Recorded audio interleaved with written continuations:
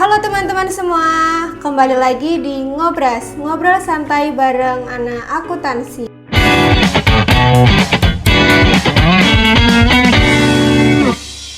Nah teman-teman, di episode kali ini kita akan membedah sebuah isu hangat nih yang belakangan ini lagi ramai banget berseliweran di media sosial. Apalagi kalau bukan fenomena meroketnya harga berbagai makanan pokok di pasaran yang sayangnya pendapatan alias gaji kita tuh segitu-gitu aja nih. Namun sebelum itu teman-teman, perkenalkan saya Cindy Marcella Angguntama selaku host pada podcast kali ini. Kali ini saya ditemani oleh Kak Rio Ardi Fernando SEAWP dari Mirai Asset. Mungkin Kak Rio bisa memperkenalkan diri terlebih dahulu nih ke teman-teman yang nonton video ini. Oke, baik. Terima kasih Cindy atas waktu yang telah diberikan. Halo semuanya, perkenalkan saya Rio Ardi Fernando di sini selaku narasumber dan juga untuk keseharian itu sebagai financial planner ya yang ada di salah satu sekuritas yakni Mirai Asset Sekuritas dan juga sebagai edukator di pasar modal Indonesia. Nah teman-teman, daripada kita lama-lama nih di pembukaan ini, ada baiknya kita langsung masuk aja ke pembahasan utama pada hari ini. Pada pembahasan ini nanti kita akan bedah pelan-pelan apa sih hal yang memicu fenomena harga-harga ini pada naik tapi gaji itu segitu-gitu aja ya Kak ya. Oke. Kak, kita tuh sebagai mahasiswa kan sering banget nih melihat realita yang terjadi di pasar saat ini. Sebuah pertanyaan besar nih Kak yang sangat mendesak untuk kita diskusikan. Kenapa harga barang sekarang cepat naik secara signifikan? Serta faktor-faktor ekonomi mikro dan makro apa saja yang sebenarnya menjadi dalang utama di balik percepatan lonjakan harga kebutuhan pokok tersebut, sehingga dampaknya kian terasa pada masyarakat di kehidupan sehari-hari. Oke, baik. Mungkin di sini saya ingin menjelaskan terkait hal tersebut ya. Kenapa bahan-bahan pokok seperti beras, kemudian kebutuhan lainnya seperti minyak dan lain sebagainya seperti itu naik ya kayak gitu. Nah, yang pertama itu karena adanya dari segi makroekonomi. Apa? Nah, makroekonominya itu adanya rupiah nih, nilai mata uang kita rupiah yang terus melemah karena adanya beberapa sentimen ataupun berita-berita yang sedang beredar nih seperti itu. Nah, inflasi ini merupakan salah satu momok tersendiri apalagi dari pelaku ekonomi ya, baik itu pedagang, kemudian konsumen seperti itu. Kemudian untuk dari segi inflasi itu sendiri juga menyebabkan kita ya sebagai pelaku ekonomi juga terus melihat tersebut dampaknya salah satunya dari nilai tukar rupiah terhadap dolar itu terus melemah. Nah, kemarin itu sempat rupiah itu tembus di 18.200. Nah, hal tersebut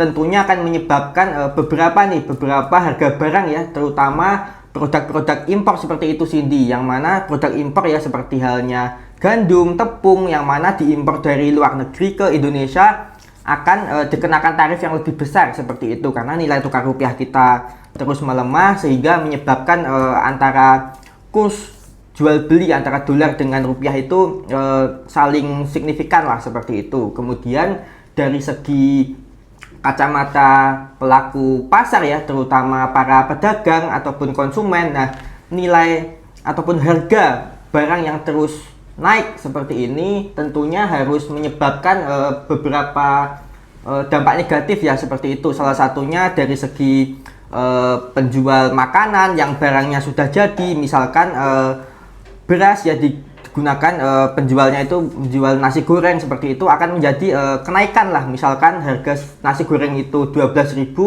karena adanya kenaikan harga barang baku menjadi nasi gorengnya tadi berubah dari 12 ke 13 seperti itu. Nah, hal tersebut tentunya akan menyebabkan kenaikan harga barang, tetapi pendapatan di Indonesia itu masih stagnan, masih stuck di level tersebut. Misalkan kita katakanlah UMR Jawa Tengah sekarang itu 3,7 juta. Namun kalau kita kilas balik satu tahun ke belakang itu UMR-nya 3,5.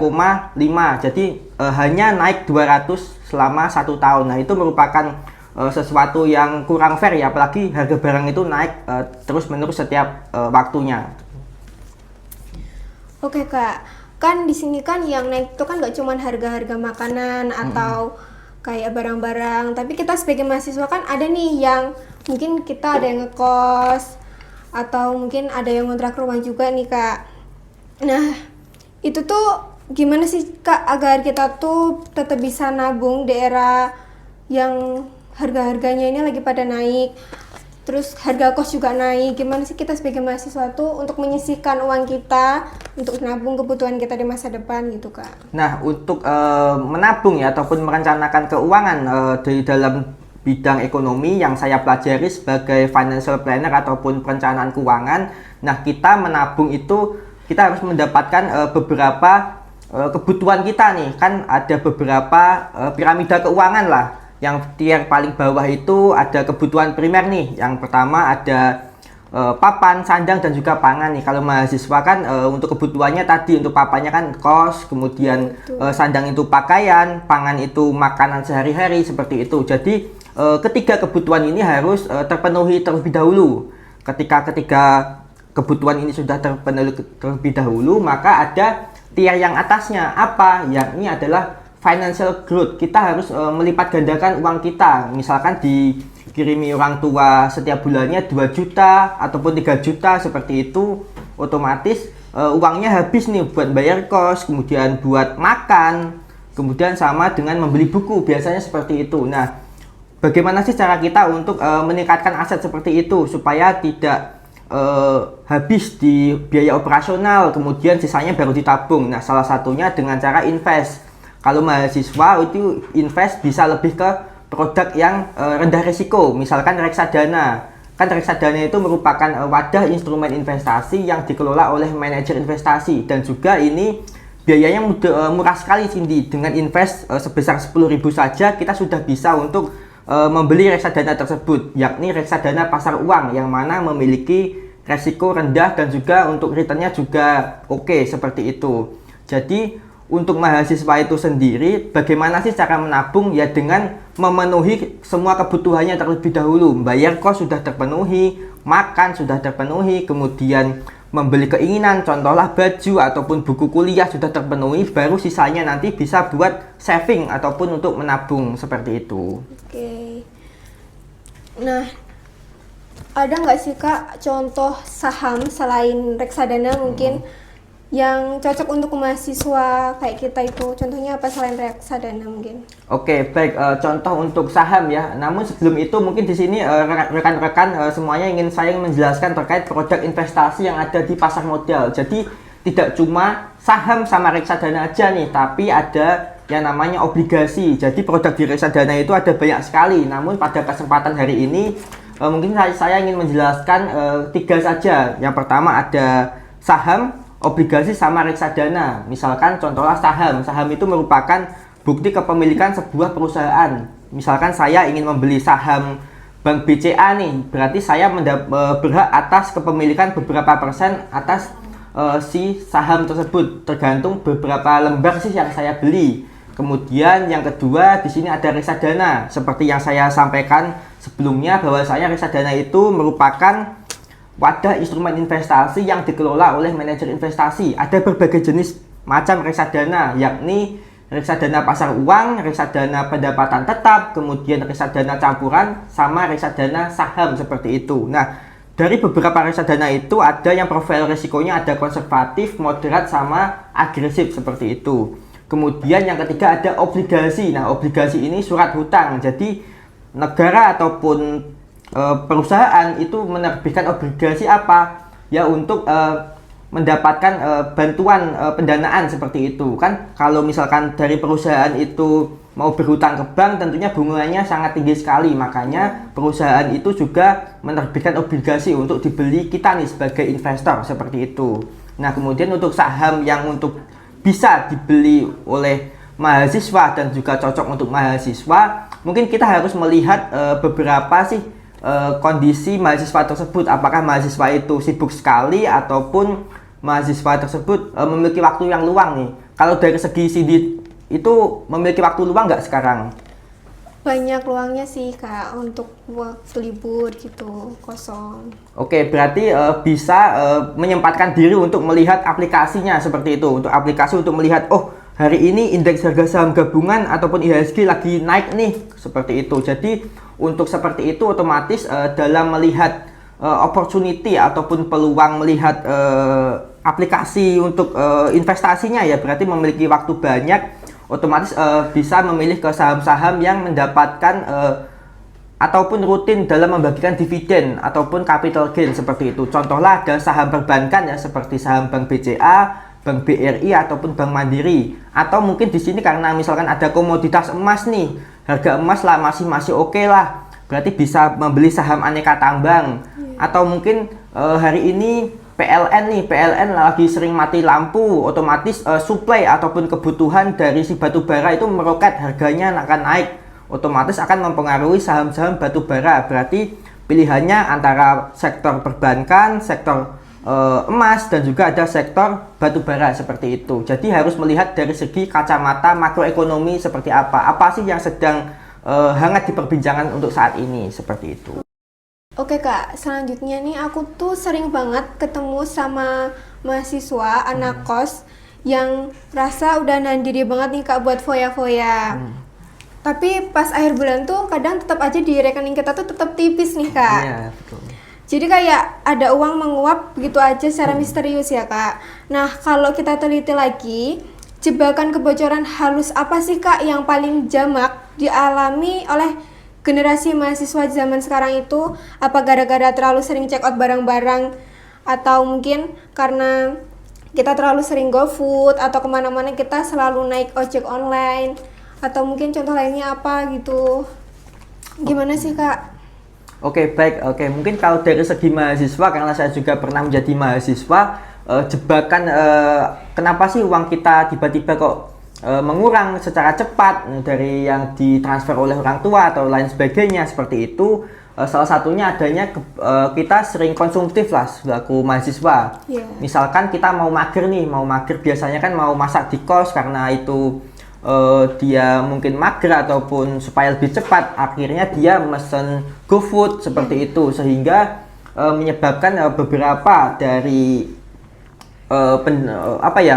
dana yang dia miliki membayar untuk GoFood seperti itu belum ongkirnya, dan juga belum hal misalkan pajak dan sebagainya. Kemudian yang kedua dari anjem kayak gitu, antar jemput kayak gitu kan juga masih rame ya, apalagi di kampus-kampus lah seperti itu.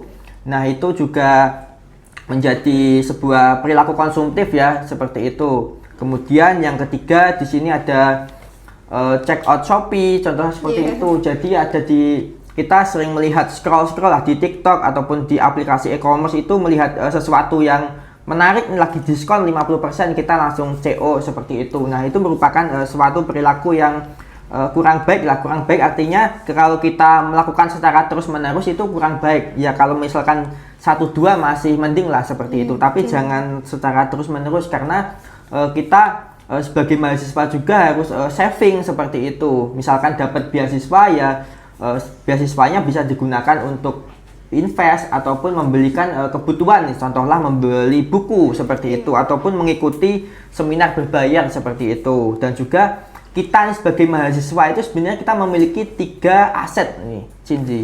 Apa itu Kak? Untuk asetnya itu yang pertama ada pengetahuan nih, karena kita sudah mahasiswa sering mendapatkan pembelajaran ya dari dosen 2-3 SKS seperti itu. Nah itu pengetahuan itu bisa kita gunakan untuk apa? Nah untuk yang kedua ada waktu nih. Kemudian yang kedua ada uang nih. Jadi kalau kita misalkan butuh uang, kita bisa menggunakan kedua tadi yang sudah saya sebutkan, yakni pengetahuan dan juga waktu. Contohlah joki ataupun jualan Shopee affiliate apa hal lainnya kayak gitu. Menurut Cindy di sini ada 3 aset ya, tadi ada pengetahuan, ada uang, ada waktu. Kira-kira sekarang perlu yang mana nih? Kalau milih salah satu contohlah. Mungkin perlu uang dulu ya Kak. Oke, untuk perlu uang ya, berarti kita mencari uang dengan pengetahuan, dengan skill seperti itu. Contohlah yakni membantu teman, joki kayak gitu, joki tugas, kemudian mengerjakan sesuatu, ataupun pengetahuan ini bisa digunakan untuk mencari beasiswa, karena kan pengetahuan ikut lomba kayak gitu, otomatis dapat uang kan kalau menang kayak gitu. Jadi kita sebenarnya memiliki 3 aset, yakni tadi ada pengetahuan, kemudian juga ada uang sama waktu. Saat kamu membutuhkan satu, gunakan 2 lainnya untuk mendapatkannya, seperti itu. Oke Kak, nah bagaimana sih Kak cara menjembatani kesenjangan antara realita ekonomi saat ini, yaitu biaya hidup yang semakin mahal dan nilai uang yang cepat menyusut dengan kebutuhan mahasiswa untuk tetap bertahan? Strategi adaptasi seperti apa yang bisa kita ambil untuk tetap bisa hidup di peluang yang lagi krisis ini Kak? Oke, untuk strateginya kita tidak hanya mengandalkan income nih dari pemberian orang tua aja, Cindy. Jadi kita harus apa? Kita harus mencari pendapatan ataupun penghasilan lainnya nih. Seperti apa? Contohlah, Cindy di sini semester berapa? Semester 2. Oke, semester 2 ya, artinya dalam segi perkuliahan ataupun hal lainnya seperti itu tidak terlalu sibuk kan untuk saat ini. Betul. Nah, otomatis untuk mendapatkan income dari mana Kak Rio? Nah, dari kita freelance, misalkan di dekat kampus ada kedai ataupun coffee shop. Nah, kita bisa freelance setelah selesai kuliah, mau matkul udah selesai, kita kerja jadi barista atau lainnya lah seperti itu. Nah, kita artinya mendapatkan income tambahan seperti itu. Kemudian yang kedua adalah mencari beasiswa nih. Kalau beasiswa kan juga salah satu cara untuk selain mendapatkan uang juga mendapatkan networking juga. Beasiswa, contoh kalau ada beasiswa BSI, BCA ataupun beasiswa dari Bank Indonesia itu sendiri, contohlah seperti itu. Seperti saya dulu waktu kuliah juga mendapatkan beasiswa dari Bank Indonesia, juga mendapatkan sertifikasi ataupun program yang disediakan seperti itu. Jadi kita bisa membuka mata kita ataupun wawasan kita bahwasanya kita bisa ketemu orang baru, orang banyak, ternyata seperti itu cara ataupun habit ekosistem mereka seperti itu. Kemudian selain itu adalah lomba nih seperti itu. Kalau akunting, nah seperti anak-anak akunting lombanya mungkin dari segi olimpiade atau lomba karya tulis ilmiah seperti itu. Jadi sebenarnya income itu bisa kita ciptakan waktu kuliah pun seperti itu. Seperti tadi untuk rangkumannya, yang pertama ada freelance, kemudian yang kedua mendapatkan ataupun mencari beasiswa, yang ketiga adalah mencari lomba. Kalau menang kan otomatis mendapatkan penghargaan lah dan juga uang seperti itu. Nah, itu tadi teman-teman yang kita bahas pada podcast kali ini. Semoga tadi yang kita bahas bisa bermanfaat buat teman-teman, bisa jadi edukasi juga buat yang kalian nonton video ini. Semoga bermanfaat. See you di episode ngobrol selanjutnya. Wassalamualaikum warahmatullahi wabarakatuh.